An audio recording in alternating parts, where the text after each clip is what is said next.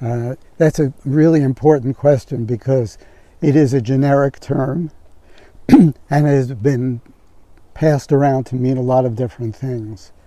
And I want to try to be really precise with what I'm talking about. There is this energy that I referred to, that everything is in vibration.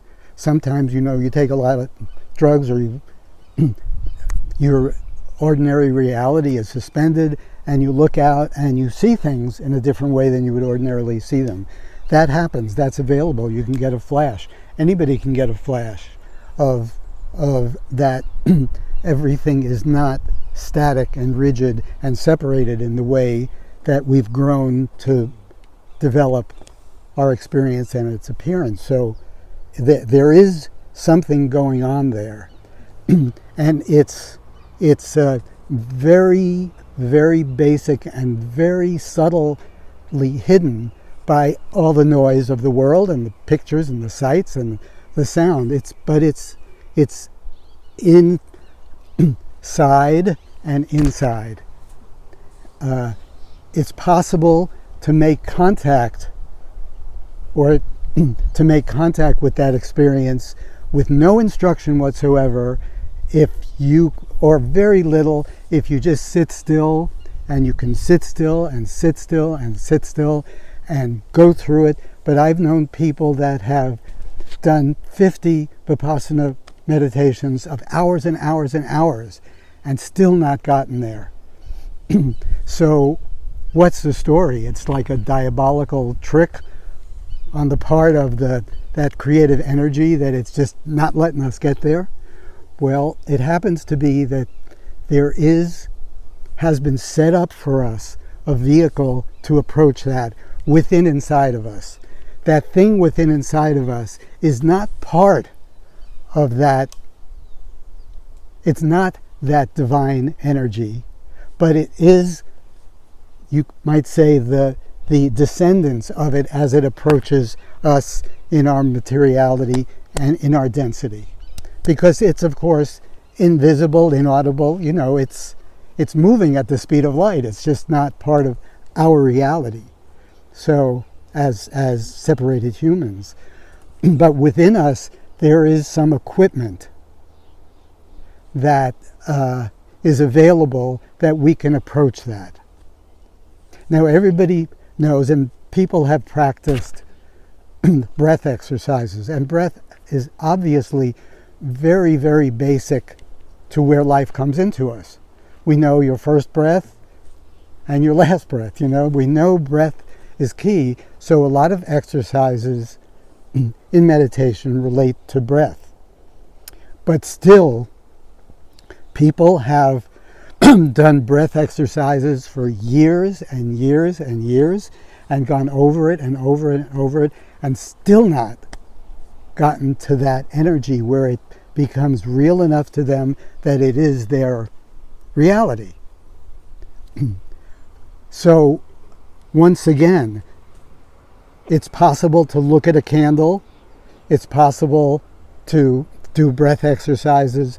The energy is there. It's there inside us. It's there outside us. It is there, and it is vibrating. But it does descend toward us in increments of density.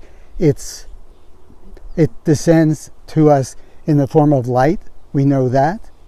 Energy moves faster than light. Light squared is energy. And then sound,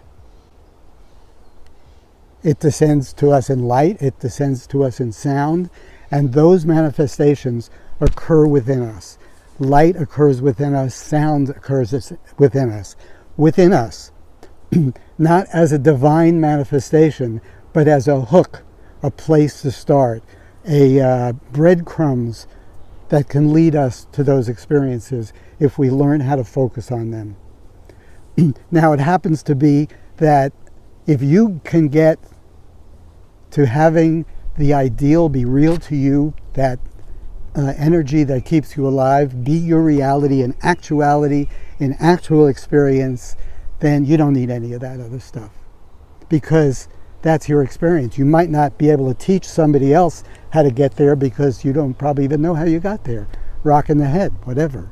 But if you want to really learn how to do that as a human being, that's possible. It has been given to us as a gift. As a gift in our human body, we have portals to light and sound within us if we can sit and concentrate on them and be with them. And it is possible.